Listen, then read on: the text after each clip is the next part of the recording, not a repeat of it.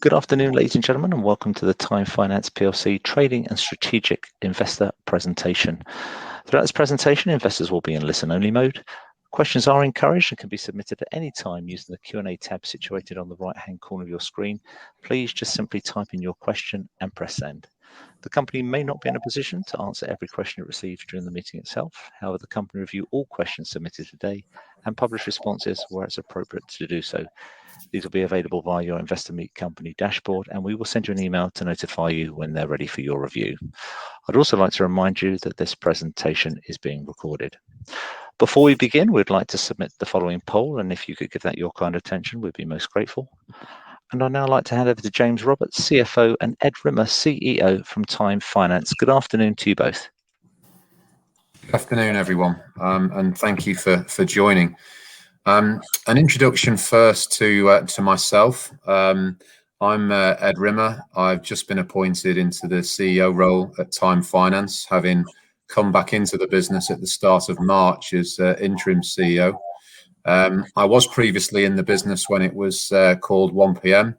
I joined originally in June 2017, and I left in April last year.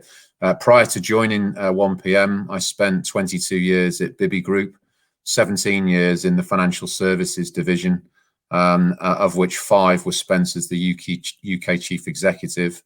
And within that time, we doubled the size of the business and became the leading independent small business provider of invoice discounting and factoring in the UK. So that's a bit of background on myself. I'll hand over to James to do the same. Thanks, Ed. Good afternoon, everybody. Yes, I'm James Roberts. I'm the CFO. I joined Time Finance, similar to Ed, back when it was 1PM at a very similar time. I think we joined within a month of each other back in 2017. I'm a qualified accountant, having qualified with PwC and been working in financial services with new start, rapid growth businesses through to AIM-listed buy and build businesses over the last 20 years. And as I say, been with Time Finance now for just over 4 years. Thanks, James. Okay, so taking you through the presentation. Who are Time Finance? Well, we're an AIM-listed provider of finance to UK SMEs to support their growth. Fundamentally, that's what we do. The business has been around for 20 years in the UK market, previously called 1PM, and previously predominantly in the soft asset, small ticket finance market, until a diversification plan started in 2015 with the acquisition of Academy Leasing, and then other acquisitions followed. But that's, in summary, who we are. What we do, well, I could read out the text on the screen, or I could try and make it a bit more simple. What we do is effectively borrow money and lend it out for a margin. That's in simple terms what we do. We're not a deposit taker. We're not a bank. So we have to go to the banks, whether they're high street banks or challenger banks predominantly, negotiate the best terms, and then lend out at the best terms. Within that, we provide a service to our clients. We provide flexibility, and we're very responsive. And within that comes additional fees for our services. Those fees plus the net interest margin is our income. And then we have to manage the business in terms of the cost of our capital, the people, the systems, and the properties from which we trade. At the end of the day, we hope to make a profit. And the key to that is managing the risk and managing the bad debts. If we do that well, then we've got a successful business. And that's effectively what we do. Our chosen markets to lend the money into are asset finance, invoice finance, loan finance, and vehicle finance. And we can manage facilities on our own book by lending that money ourselves, or broke them onto other lenders for a commission if they're outside of our credit policy. That's in summary what we do. In terms of some headline numbers, we lend money to around 20,000 UK SMEs within the products that I've just mentioned. We arranged on our own balance sheet or provided brokered out around £100 million worth of origination to our end of financial year just gone, which was May 21. That was down on the previous year. slightly, mainly down to COVID disruption. But pleasingly, throughout that time, we actually increased the worth of our balance sheet from around 26.5 million to just over 28 million, as you can see from the screen. And that was very pleasing at a time of a lot of disruption and 3 periods of lockdown. Our management team, in addition to myself and James as the 2 executive directors on the board, this is the senior management team board. We have 3 director of products, effectively, the various products that I've mentioned, as well as the broking services. And then we have 4 director of functions, compliance and governance, HR, risk, and IT. We're due to be joined by a 4th head of product at the beginning of September, which will see the asset and loans leadership split out. That lady will take responsibility for the loans business when she arrives in September and give that more ownership and vibrance, I think, moving forward from what we have at the moment, where it's managed by the head of asset finance. We're award-winning, and we've been nominated for a number of awards. I can't lay claim to a lot of that. It's over the last couple of years, so that's very much down to the wider team of people that we've got, around 160 people in the Time Finance business. And it's very nice for those people to get the recognition of the various awards that we've won.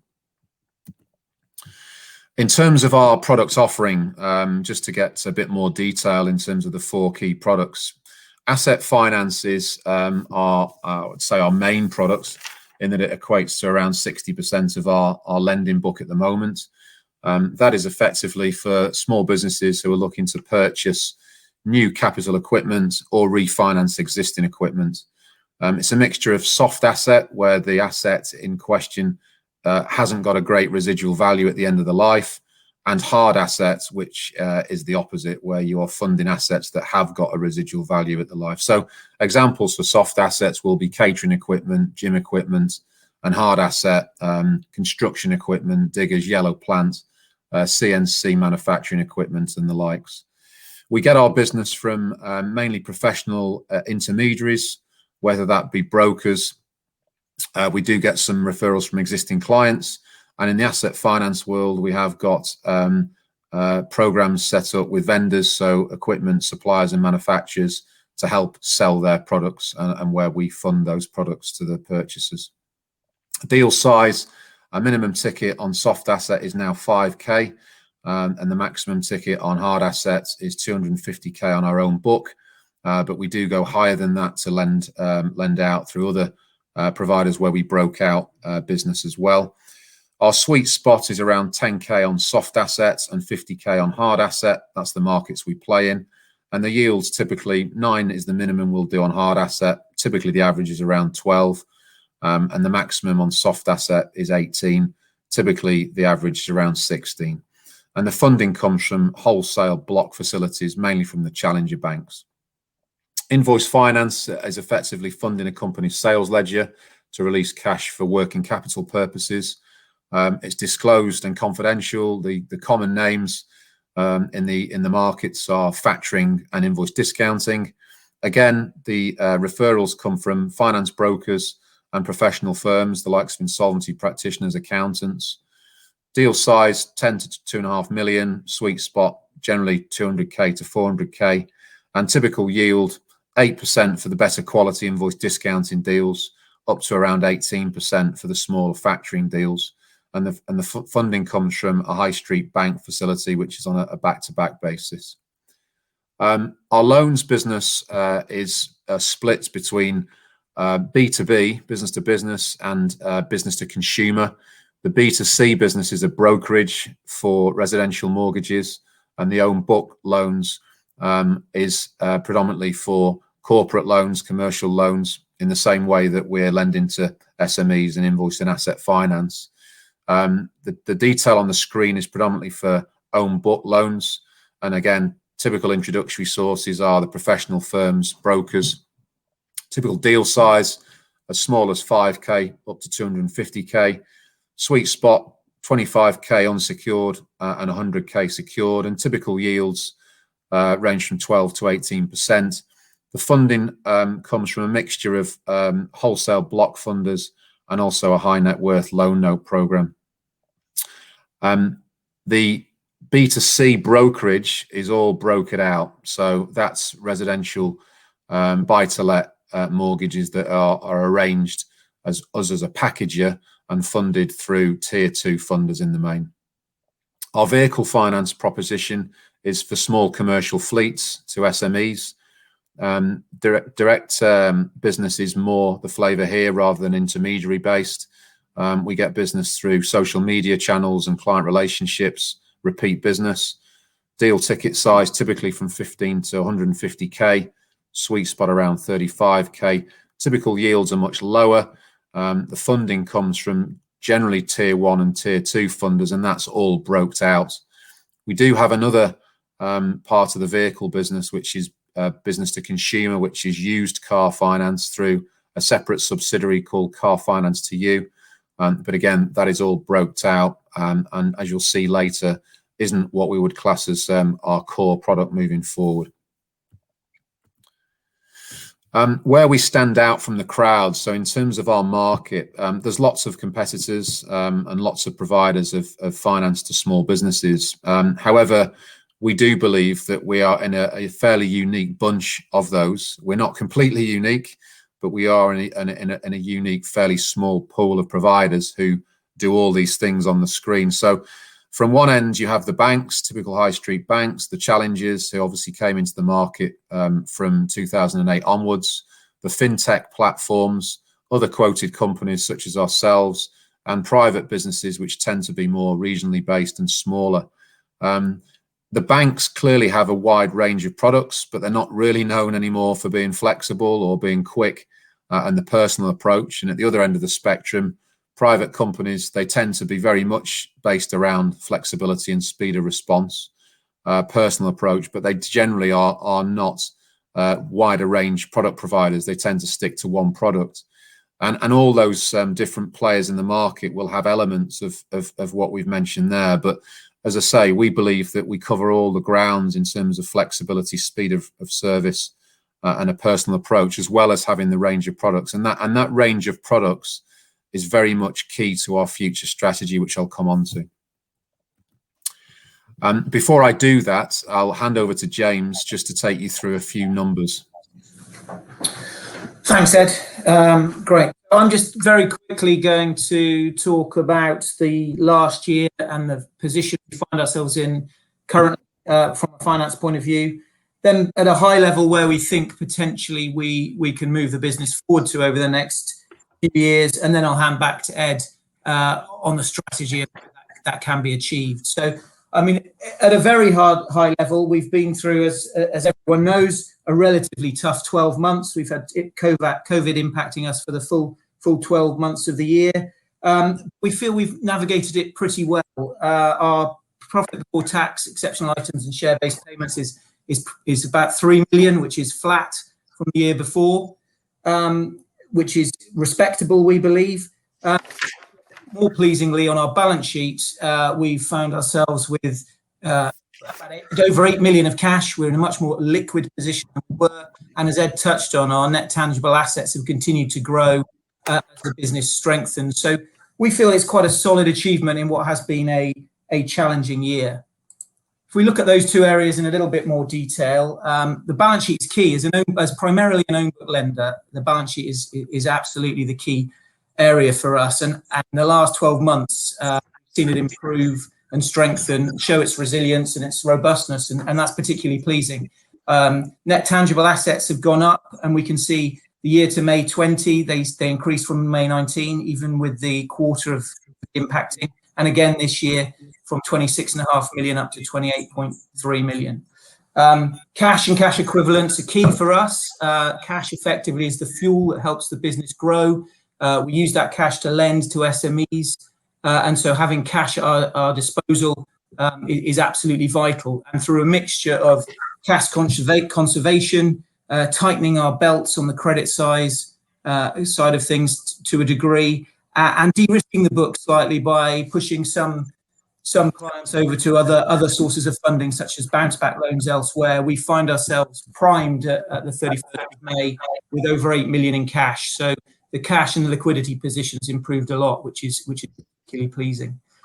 Most impressive or pleasing thing from my side of view is the position of the book, the own book lending. If we jump back to late March last year, 2020, and when COVID really impacted and the lockdown happened, we saw arrears move up quite dramatically, as understandably clients would cancel their direct debits, etc. They look to conserve cash themselves. We'd see a number of clients come to us and ask for forbearance, either not paying for a number of months or reduced payments or something like that. So the book was stressed to a degree, sort of April, May, June, July time. And you can see there the arrears movement from May 19 to May 20. Our arrears went up by 8 million. But over the last 12 months or so, the sterling work made by our colleagues in credit and risk has seen that arrears increase more than recover. We've reduced it by 9.3 million. So now it's 1 million or so below the levels of pre-COVID. And that's a testament to the great work they've done. Also, you can see there the forbearance graph.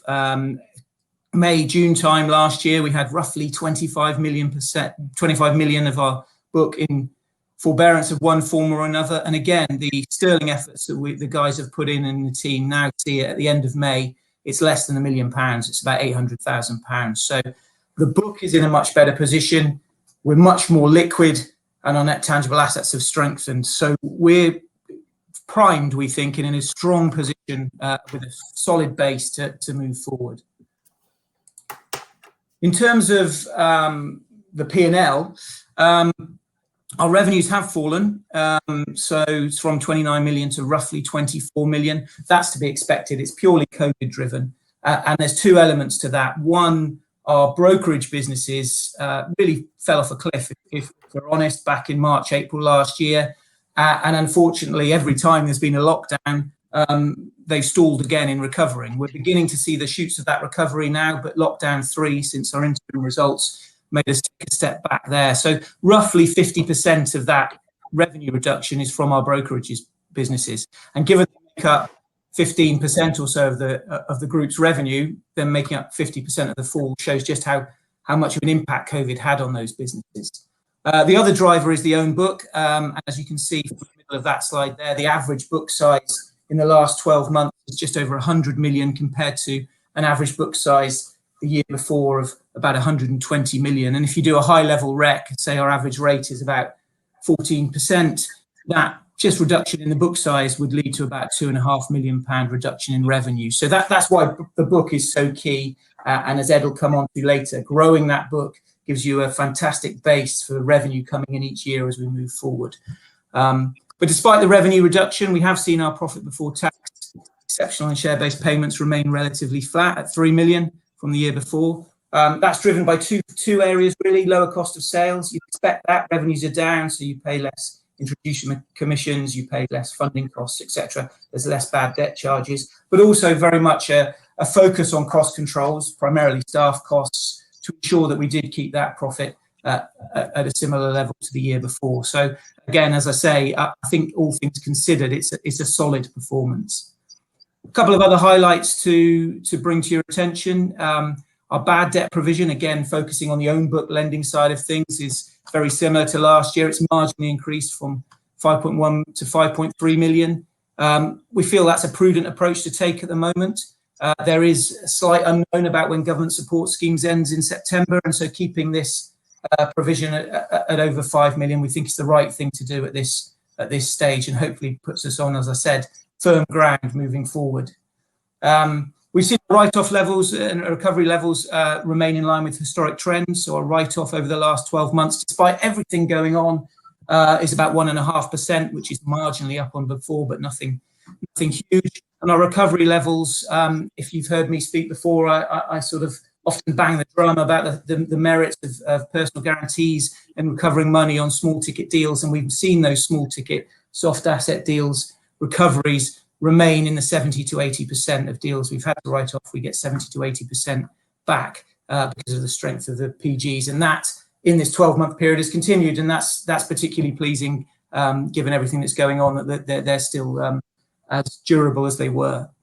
Despite all of that, we have good visibility of future income. So we've got just under 15 million, about 14.5 million of unearned income on the balance sheet at 31st of May, which means we start day one in this financial year from the 1st of June, knowing, assuming those businesses perform as we want, we've got a reasonably sizable chunk of income in the bag, for want of a better expression.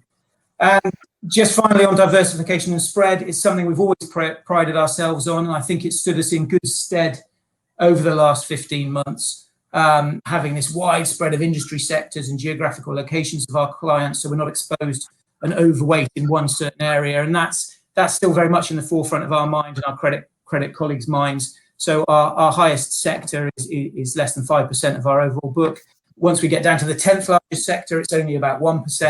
And so the whole top 10 industry sectors we have in our book is less than 25% overall. So it's a very well spread and diversified book, which I think has been, the strength of that is shown through the arrears and how we've come out to the 31st of May.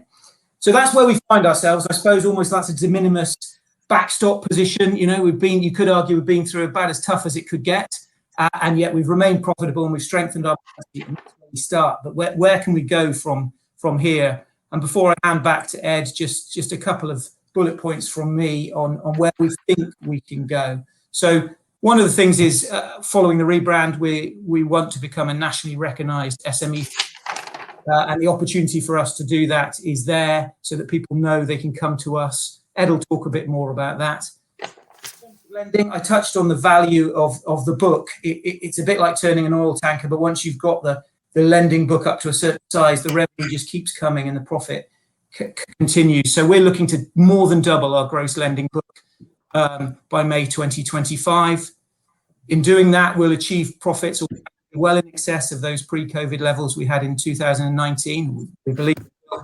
And we will continue to further strengthen our balance sheet as a result of this focus on own book lending, which we think is a way to drive shareholder value and is certainly the correct thing to do in the medium term. So that's where we want to go. We've got a very solid base to start that journey as at the 31st of May. And I'll hand back now to Ed to talk about how that's going to happen. Thanks, James. Well, this is the hard bit, how to achieve all this. It's always easy to set out targets and aspirations. How you go and do that is a lot more difficult. I think before I start, I'll just recap, I think, a little bit of history. I mentioned that the business started to diversify in 2015, and that was a key part of its plan to spread away from being a small provider of soft asset in Bath, which is where the origins of the group came from.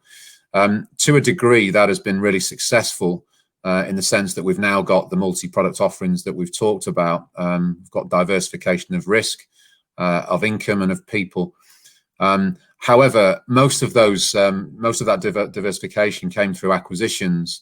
And if you complete 6 to 7 acquisitions in the space of 3 years, which is what the business did, that's not straightforward. It's never straightforward. Some of the acquisitions have been really good.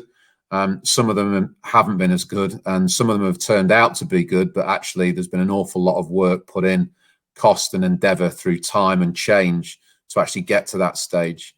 And I think through that period, the business got a little bit muddled in terms of what it was trying to be. It got a mixture of business to business to consumer, broked on, own book.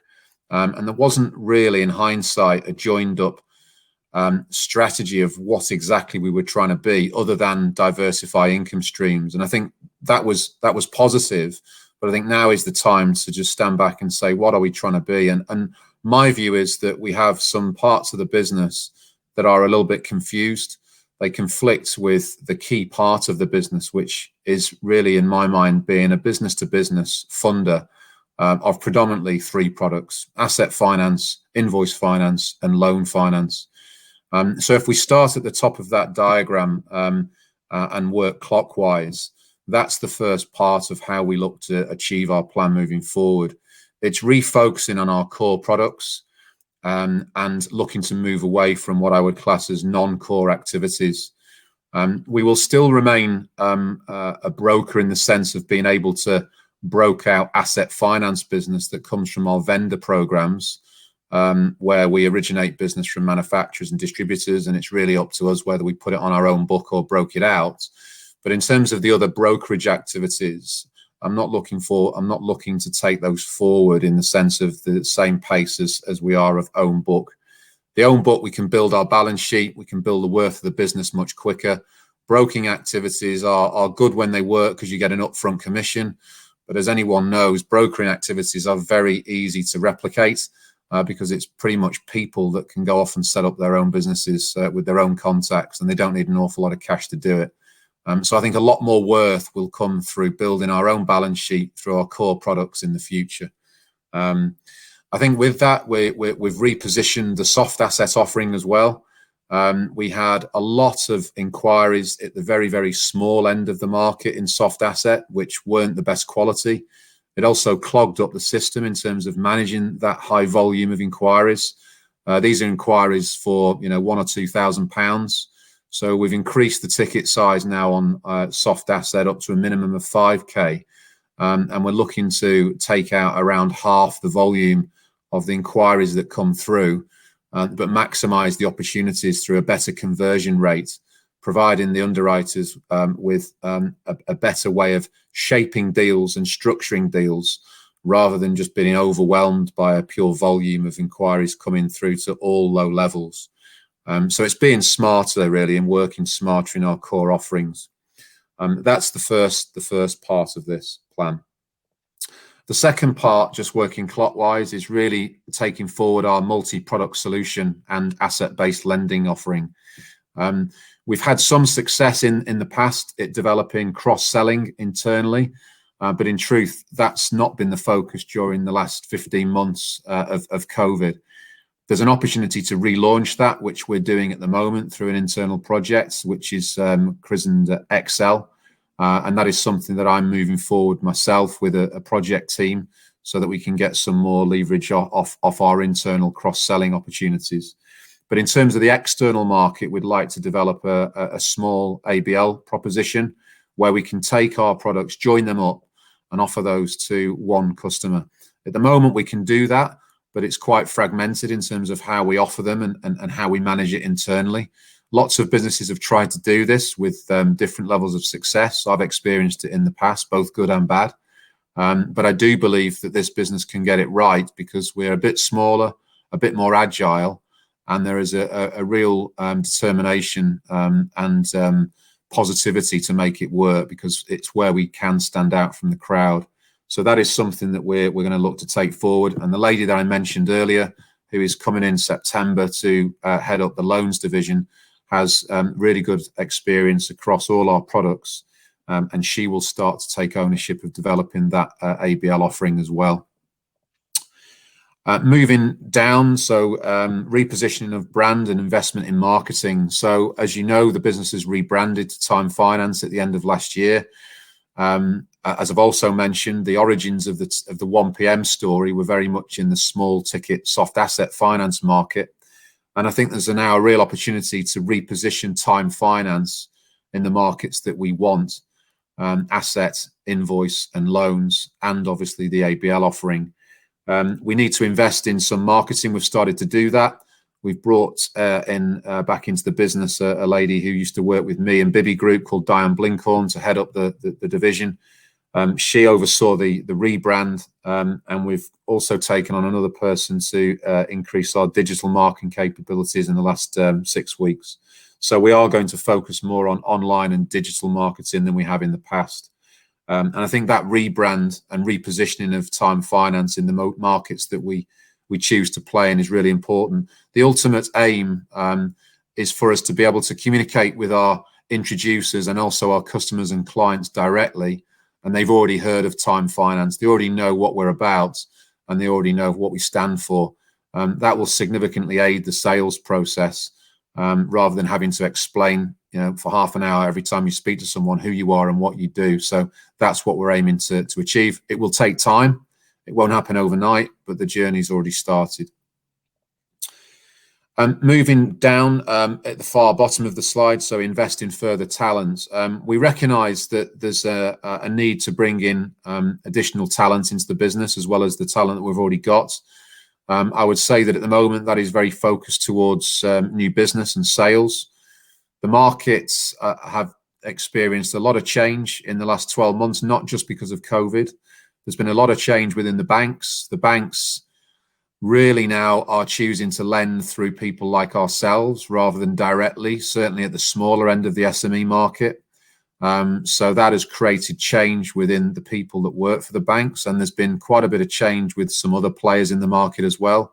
Different people arriving, different strategies pursued, different markets pursued, and that's created quite a bit of movement. So at the moment, we're quite focused on bringing in some sales talent that ordinarily wouldn't be available, and I think that's key to this plan, is to boost our sales team. We've got a fairly lean sales team at the moment, and we need to recognise that we do need to invest in that sales operation to get future return. So it will see some further costs come into the business in the short term, but if we get that recruitment right, that will pay back and it will underpin the growth plan for the future. As well as bringing additional talent into the business, we also need to bring additional cash into the business, which is the fifth point, bottom left on the diagram.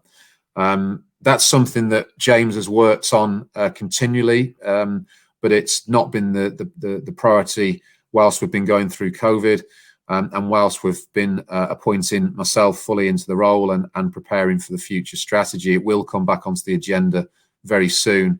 Our plan is based on organic growth predominantly, but we could go quicker if we're able to bring some additional equity stroke debt into the business.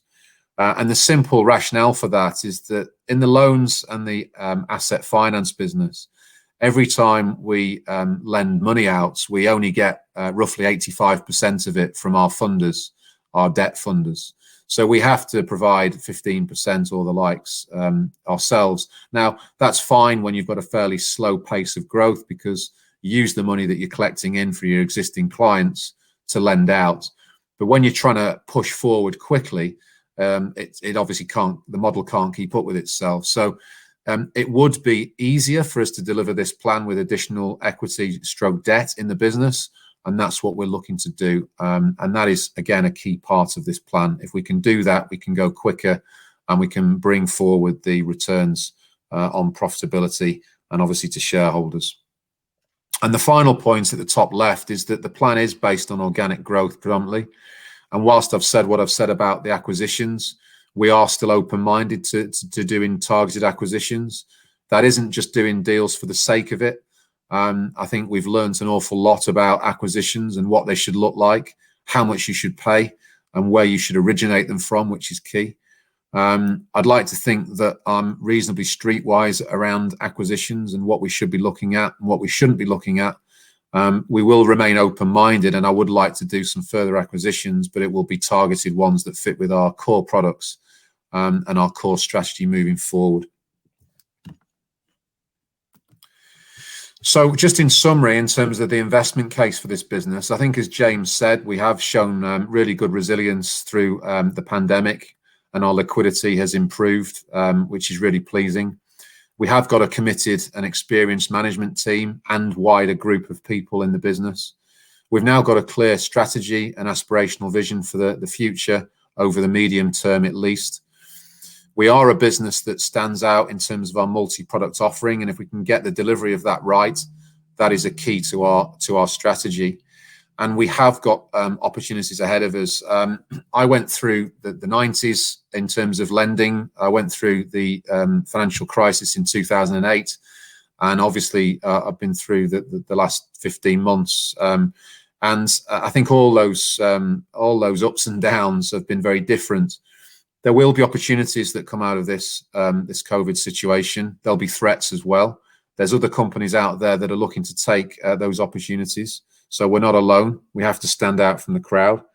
But I think if we can focus on providing a consistent level of appetite to our introducers, that is key. Lots of businesses come in and out of the market. They choose that they're in 1 minute and out the next, and then they come back and then they're in a market for a minimum of this and a maximum of this. I think what we need to do is show consistency to our introducers. And if we can do that over the next 3 to 4 years, it builds credibility and confidence. and people then get you at the top of the list for the referrals of business, and that's really important. That's one of the key opportunities I think we can take through this return to hopefully normality. Clearly, there's a bit of uncertainty still in the market. To an extent, we can't control that at all. We just need to make sure that we're well positioned to take the opportunities as and when they come up, and that's really my job moving forward. And in summary, we're well positioned and primed for that growth to be achieved. So thank you for listening. That concludes the presentation. We have had some questions, so I'll hand over to Mark and James just to see us through the end of the session. Ed, thank you very much, and also thank you to you, James, as well. Ladies and gentlemen, please do continue to submit your questions using the Q&A tab situated on the right-hand corner of your screen. But just want the company to take a few moments to review those investor questions submitted already. I'd like to remind you that a recording of this presentation, along with a copy of the slides and the published Q&A, can be accessed via your Investor Meet company dashboard. I'd also like to remind you that your feedback is important to the company, and immediately after the presentation has ended, you'll be redirected for the opportunity to provide feedback in order that the company can better understand your views and expectations. Ed, James, obviously investors had the ability to pre-submit questions. We received a number of those, and I'd like to start the Q&A off with those before handing over to James to perhaps manage those that are coming in during this part of the presentation. The first question reads as follows: due to there being a new CEO, are you expecting any change in strategy or corporate governance? I've noticed the growth stage of the current strategy has been slow to get going, even before the pandemic, and wanted to know if there was any plan on how to change this. Yeah, I'm going to take that one. It's Ed Rimmer. Well, to an extent, I would hope that the change of plan and strategy has been covered by the last half an hour. So I'm hoping that that's answered that question. In terms of governance, no, absolutely, there won't be any change or relaxation of governance. We're an AIM-listed business. We're regulated. And that's always been high up on the agenda for the relevant businesses and for the group. We've got a board of directors with a strong non-exec presence, and we have appropriate committees for audit, remuneration, and risk, by way of example. So no, I don't envisage that we will move away from having the appropriate governance. What I do envisage is that governance and that risk will work commercially for a business that at the end of the day is relatively small. We need to be agile, we need to be quick, and it's important that we don't get bogged down by unnecessary bureaucracy and governance. So it's recognizing where that sits in our business and setting us up appropriately to deliver that. Thanks ever so much indeed, Ed. The next question reads as follows. What happened to the promise of a progressive dividend? Most other AIM dividend companies have, as a minimum, restored their dividends to at least pre-2020 levels. Thanks, Mark. I'll take that one.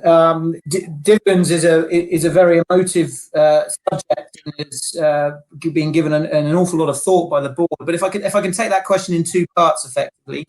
One was if we jump back to late March 2020, and I touched on it earlier when talking about liquidity and arrears. Our cash position was relatively stretched then. People weren't paying as we'd hoped, and yet we still had to pay our funders. So we were squeezed in the middle, if you like. And so I think it was absolutely the right decision we made to not pay those dividends, given the huge level of uncertainty that was in front of us.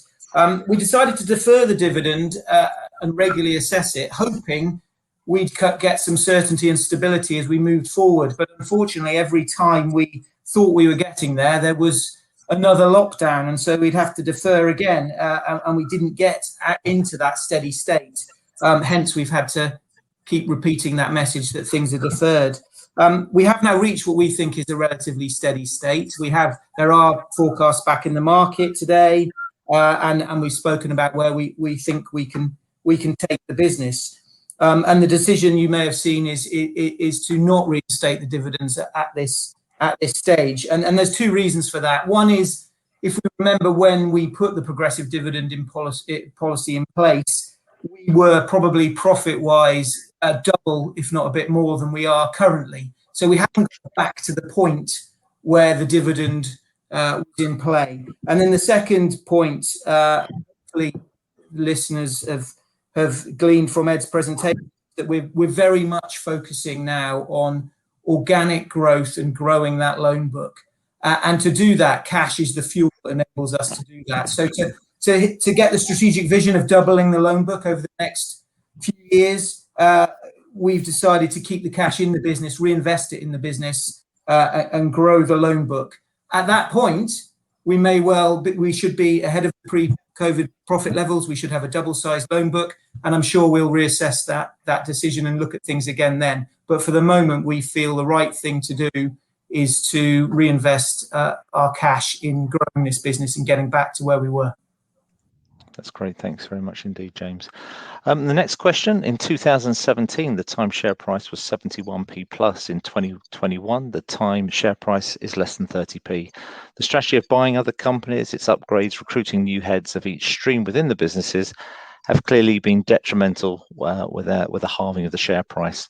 The trend is clear. Why has there not been a management shake-up or a clear out at this dismal performance continues?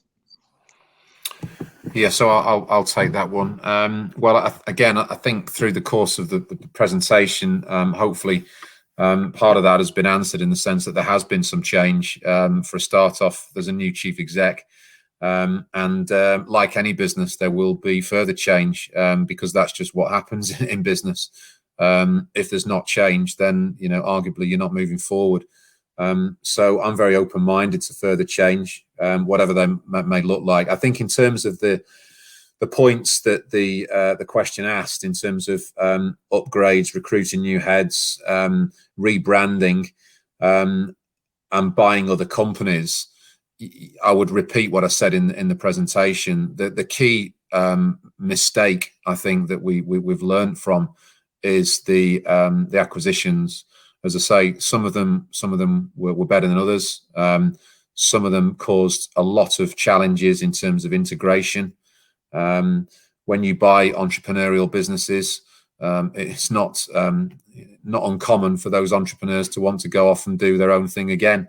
And that's been no different with this business. But I do think that we're over that now. Sufficient amount of time has gone on, and we have spent the last 12 months embedding procedures and policies and getting the business fit for purpose again. So I think, yeah, that's a fair question. Clearly, the share price is a lot lower than it was, and I would say that of all the points that were mentioned, the mistakes of acquisitions is the key point there, and not one to be made again. Thank you very much indeed, Ed. The next question reads as follows: what clear, reasonable performance measurable targets is the new CEO setting to raise the share price back to more than the 2017 levels, and a progressive dividend policy as promised by management team? Yeah, okay. Well, again, I don't want to just ramble on, because I think the elements of that question have probably been answered already. James has covered the progressive dividend policy, and the targets have been covered through the presentation, and obviously through the releases that have gone out today in terms of what we're looking to achieve, doubling the size of the book, return the business to pre-COVID PBT as soon as we can, and then push on from there, and then obviously doubling the size of the balance sheet or thereabouts. So those targets are there. In terms of management targets, I'm very used to running a business where there's monthly targets for all the key metrics of a business, and particularly a sales team. And needless to say, they're being worked on at the moment for the new financial year. The budgets have already been done, so the targets are broadly already there. It's just filtering them down into the individual teams and people, and making sure that they're held to account and managed accordingly, the normal way that you would expect to manage a business through targets and performance. We've got two final questions. One's a little bit shorter than the other. So the first one reads: why is there no financial calendar key dates under shareholder information or even company information on the website? I'll take that one, Mark, if that's okay. That's a very good point. We do have relatively infrequent formalised financial updates, so that there's only really four things: the interim results in January, the trading update in June we're having today. the final results in September and a trading update on the interims in December, and we do flag them through RNSs many months in advance. Having said that, it's a very fair point, so we'll take that away and we will get a put on the website sooner rather than later. So thanks for the comment. Thank you, James. And the final question: the government funding scheme, which Time took part in, should have provided a wealth of contact data on companies who require funding at the end of the government scheme. These are marketing leads with no broker commissions. Are these being prioritised for follow-ups before they're approached by other more agile lenders? I'll take that one as well, if that's okay, Mark. Just to maybe put it in context, there isn't a central depository, if you like, of all CBILS or RSL leads or anything like that funders can dip in and out of and look to fund and move forward. It doesn't quite work like that.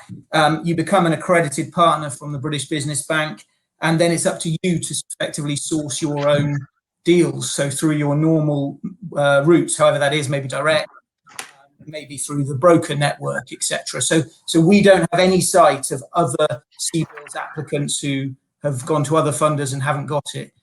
Having said that, we do have all the ones who've come to us and have either been accepted or not, and they're part of our wider marketing strategy. So yeah, we can't go after everyone who's applied to CBILS left, right and centre. We just don't have access to that data, and no funder does. EB don't have that either.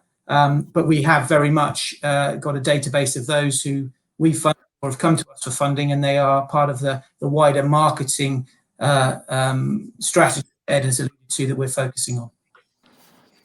Thanks ever so much, James. Well, look, that takes care of all the pre-submitted questions. So thank you to those that took the time to send those in ahead of today's presentation.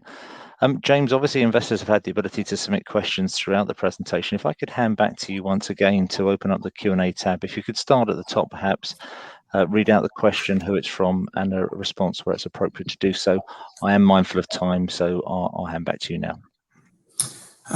Thanks, Mark. Yeah, we'll just rattle through those and bear with us, as Ed and I will probably say, do you want to take this one or do you want to take that one? So bear with us on that, but we'll go through them. So just starting with the first one that's come through, Douglas P. Thank you, Douglas, has said, the company is not listed as a provider of loans on the BBB website. Are you aware of this and why? So we did announce 3 or 4 weeks ago that we've become an accredited lender with the BBB RLS, which is the sort of successor to CBILS, and we have been. What happens once you are accredited? You then go through a period of 3 or 4 weeks of training, checking your systems up to speed. Your team know what they're doing in terms of those deals, and your marketing is all sort of BBB approved. So we've been going through that process, and I suppose hot off the press, the intention is on Monday next week that it goes live and we start lending. So hopefully, touch wood, we should see our name appear on that list on Monday.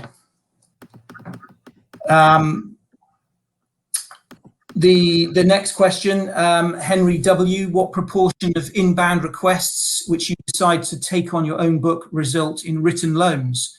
And how has it changed over the last few years? Ed, would you like that one?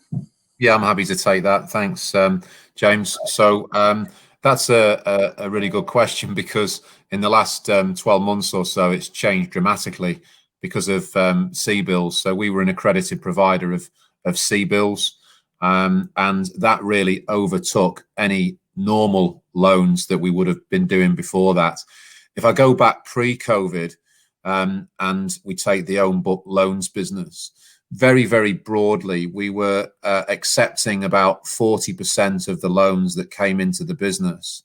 And I think that was a challenge that I saw where we needed to improve efficiencies.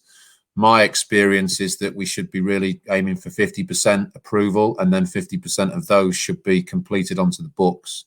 So that's the broad metrics that we should be aiming for. That has been very, very different in the last 12 months because the normal loans business has really gone off a cliff. It's been replaced by CBILS. That's to our advantage because we were an accredited provider.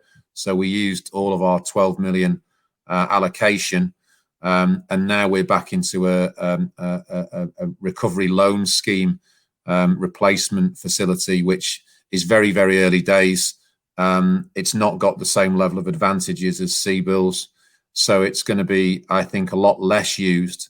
And it's too early to say just what the volumes that will be coming through. We have seen some activity coming through, but the broad brush is that you should be aiming to accept half of the leads you get through, and then complete half of those as well.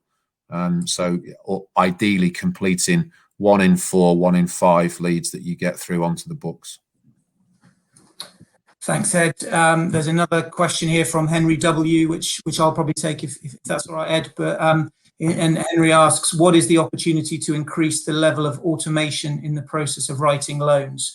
So on the automation front, we've begun moving down that road. We have made a couple of announcements this year of various credit and fraud checks that are automated and embedded.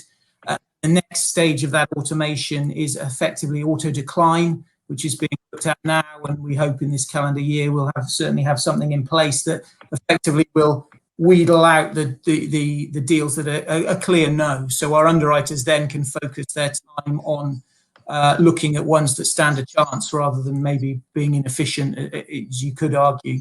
I think it's fair in saying, though, with the increasing of the lower ticket size to 5k, as Ed mentioned as part of the strategy, we're